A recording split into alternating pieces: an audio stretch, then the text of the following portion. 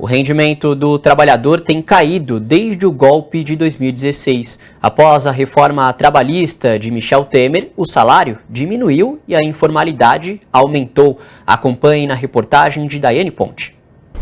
Os dados são da PNAD contínua do IBGE e foram compilados pela consultoria LCA.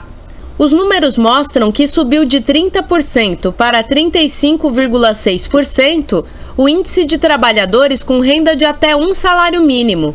São mais de 34 milhões de trabalhadores, muitos na informalidade, como as domésticas, que lutam para fazer seu dinheiro render em meio ao aumento do custo de vida. Muitas pessoas que eram nossos empregadores se viram numa situação de desemprego e, consequentemente, tiveram que demitir a trabalhadora doméstica, né, para reorganizar o orçamento.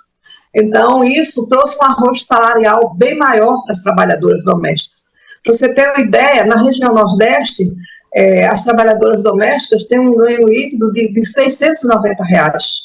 Isso é muito arroxo, né? Principalmente aquelas que trabalham sem a formalização, ou seja, sem a carteira assinada. Então, você tem um conjunto de elementos econômicos, né, de elementos de desregulamentação do trabalho e até mesmo de fiscalização, né, porque os últimos governos, eles também reduziram muito a fiscalização do trabalho. Então, por exemplo, a gente tem muitos trabalhadores que são assalariados, mas que os empregadores não assinam a sua carteira, né? Então, isso também, se a gente for comparar os trabalhadores com carteira assinada e os trabalhadores sem carteira assinada, a gente pode ver aí uma média salarial reduzida em relação àqueles que têm uma carteira de trabalho assinada, né? Então, tudo isso faz com que a gente tenha aí uma redução da média salarial e a gente tenha uma concentração maior de trabalhadores ali entre um salário mínimo ou muito próximo de um salário mínimo. Já o número de trabalhadores que ganham mais de um salário mínimo diminuiu em todas as faixas salariais.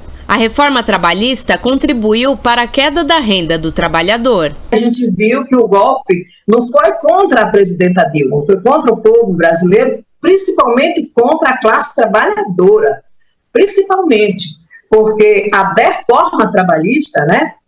Eu digo assim porque quando eu penso em reformar algo, eu penso em reformar para melhor.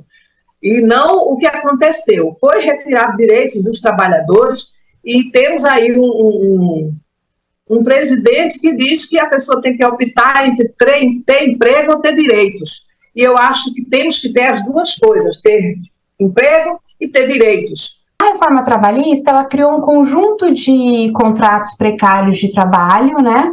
Ela também flexibilizou a jornada de trabalho e ela também gerou uma insegurança generalizada entre os trabalhadores, né? Então, muitos trabalhadores, inclusive, hoje têm até insegurança de requerer, né, de reivindicar seus direitos para poder, por medo de perder seus empregos, né? Uma das medidas do próximo governo para combater a fome passa pela retomada da política de valorização do salário mínimo.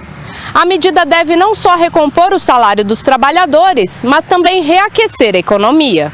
Esperamos no próximo ano a gente ter um espaço para dialogar, porque voltamos a eleger um governo progressista, apesar do Congresso ser aquele Congresso com muito retrocesso, muitos parlamentares que a gente sabe que é do centrão, que é da direita, que vai ser difícil o diálogo, mas isso não vai nos esmurecer na luta.